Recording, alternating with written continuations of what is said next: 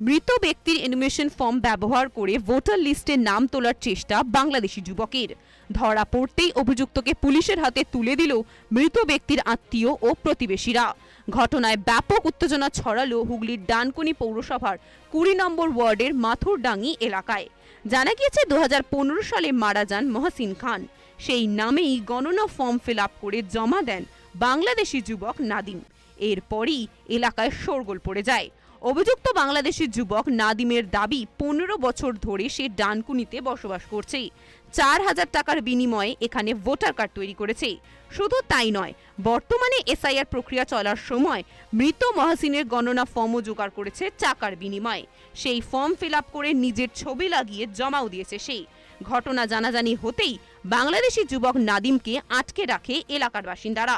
Police এসে নাদিমকে আটক করে। কিভাবে অন্য এক মৃত ব্যক্তির ভোটার কার্ড ব্যবহার করে এসআইআর তালিকায় নাম তোলার পরিকল্পনা করেছে সে, এর সঙ্গে কারা জড়িত, নাদিমকে জেরা করে জানার চেষ্টা চালাচ্ছে ডানকুনি থানার পুলিশ।